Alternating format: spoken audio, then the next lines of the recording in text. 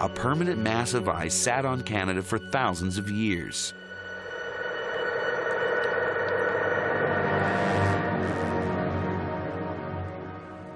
That wall of ice would have blocked the way into America to both animals and humans. But could there have been another route to South America?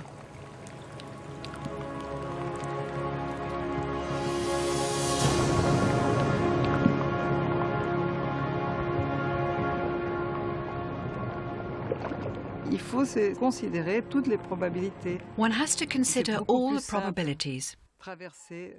It's much simpler to cross the ocean than to adapt to the cold of the North Pole.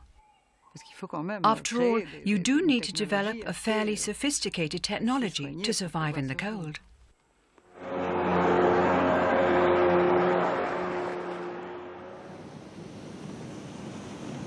But did the ancestors of the Aborigines have the technology to cross the Pacific?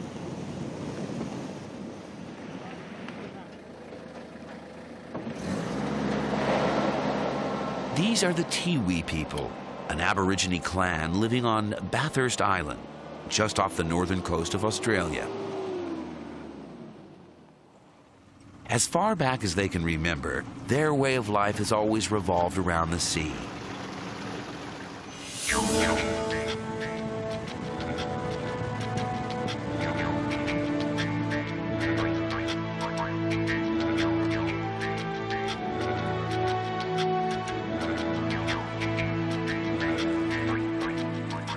And in these shallow tropical waters, the old-fashioned spear is still the best tool to catch crabs. But the Tiwis are very much the exception. Most Aborigines live on the mainland and have no seafaring heritage.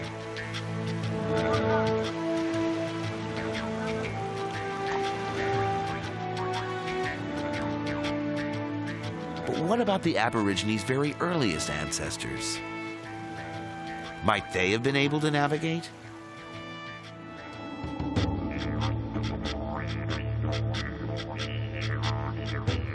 Curiously, the best clues to the culture of the first Australians are to be found far away from the coasts.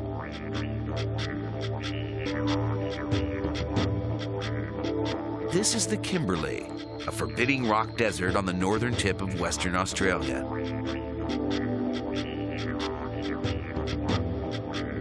Today, the place is uninhabited. But during the Ice Age, 20 to 50,000 years ago, these were hunting grounds for the first Aborigines.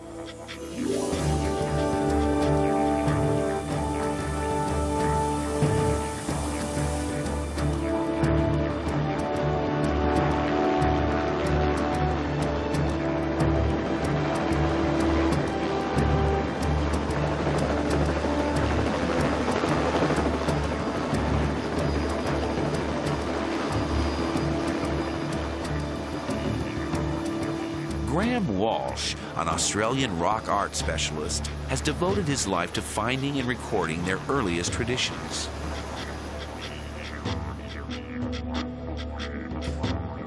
The area is surrounded by rock shelters, many of them decorated with images painted tens of thousands of years ago.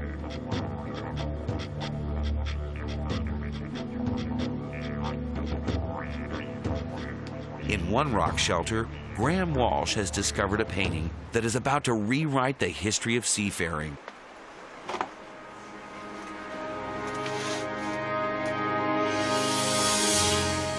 It's the oldest painting of a boat anywhere in the world.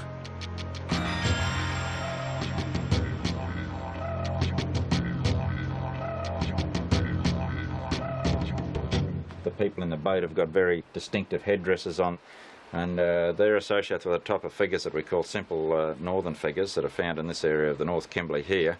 They're associated with war scenes, battle scenes where they're not using spear throwers, and so we can date that type of figure by the type of technology that they're depicted with. And it's very ancient because the spear throwers, we've dated paintings with spear throwers on as predating 17,000 years. And that's a minimum figure. I think it will go back much, much older than that. up to 50,000 years ago. What's remarkable is that the boat seems to have been designed with a very specific purpose in mind. You can see by the type of watercraft with the high prow on it, it appears by watercraft experts, they tell me it's an ocean-going type craft with this high nose. There's no need for all the sort of high prows and that in still water. So you're looking at some sort of craft that's been used for the open sea. In this remote rock shelter is the first indication that the ancestors of the Aborigines did indeed have the technology to sail, and perhaps even to navigate the oceans.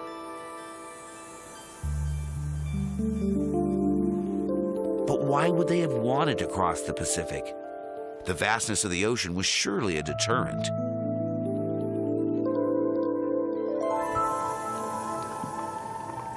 More and more, scientists are convinced that the very first ocean crossings may have happened by accident. It's not such a far-fetched idea. Il y a 3 ans, 3 years ago, 5 fishermen, while only 2 made it out of the original 5, set off in the middle of a storm off Africa.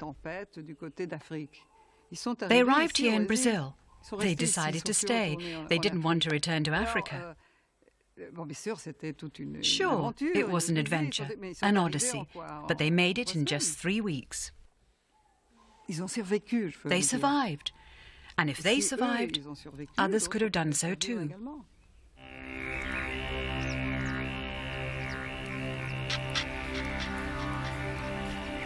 If the ancestors of the Aborigines did reach South America by chance, they would have been the first people to settle the New World.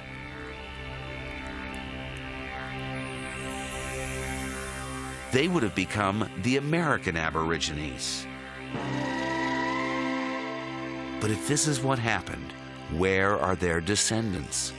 Why are there none of these American Aborigines in North and South America today? One possibility is that for a long time they lived alone in the continent, leading an idyllic life, free from invaders. After all, the land route from Asia into North America remained firmly blocked for thousands of years.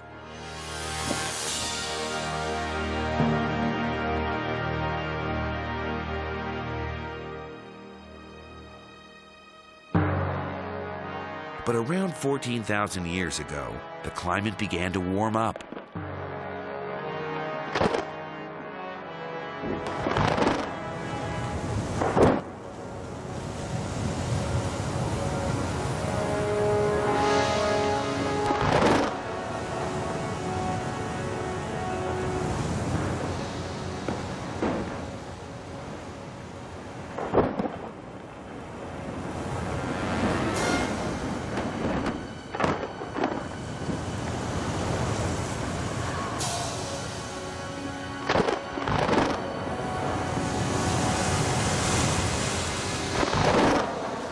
The Ice Age was coming to a dramatic end.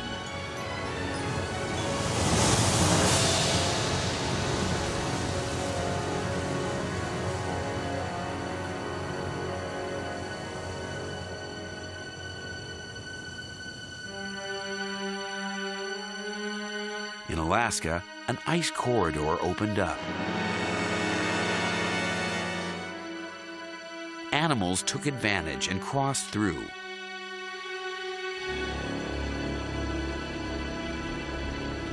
Chasing them were Mongoloid hunters.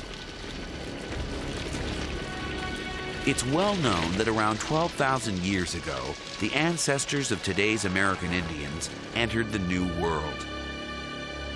The Mongoloids moved swiftly, colonizing North and South America in just a few thousand years. That's precisely the time frame when scientists believe the American Aborigines begin to disappear. Could the Mongoloids have replaced the Aborigines? This is very clear in South America. All populations I have in my data set from the whole South America, okay, from 7,000 to the present, they're absolutely classic Mongoloid. And everything I have with more than 9,000, okay, is absolutely non-Mongoloid. So I would say this replacement occurred between 9 and 7,000 years ago. Rock art experts have been studying the Brazilian paintings for clues about how that replacement might have happened. Here may be an explanation for how the American Aborigines became extinct.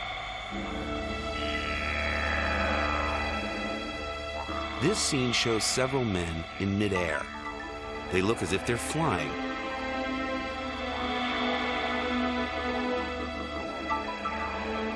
At first, scientists assumed they reflected the playful lifestyle of the American Aborigines.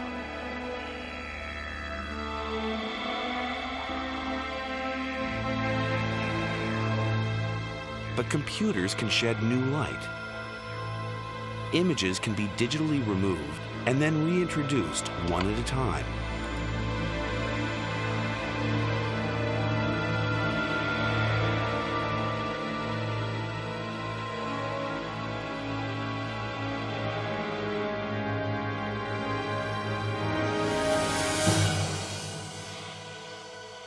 The happy flying figures turn out to be just one figure, a warrior leaping through the air to spear an enemy. At first, we thought this was a scene of harmony, with various figures flying through the air. Now we no longer see it as a scene of harmony, but as a scene of violence. Suddenly, the meaning of the other enigmatic scenes becomes clear. This is another act of aggression. And this, perhaps, an execution.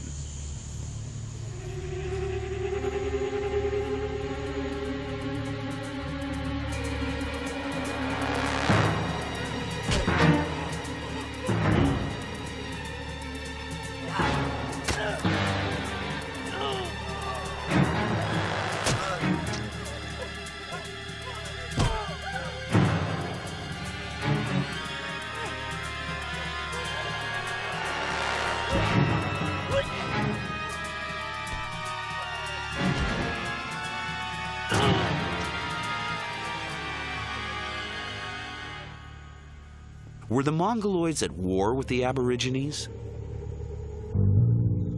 Tellingly, these scenes only begin to appear after the arrival of the Mongoloids. Jusqu'à 9000 ans, on n'en trouve pas une. Until 9,000 years ago, we don't find a single scene of violence. And this coincides with finds which show an increase in population. Ça coïncide. On peut pas tirer des conclusions. We can't draw any conclusions, but there is an increase in small tribes, Des petits groupes. and violence becomes very Et la important. violence commence à devenir très important. Conquest by the Mongoloids would explain why there are no Aborigines in the Americas today. They were wiped out.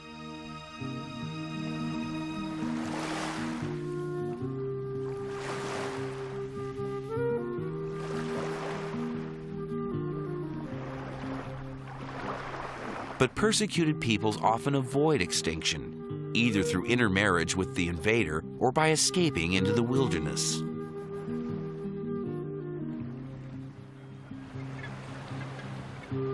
Could some American Aborigines have survived in a remote corner of the New World?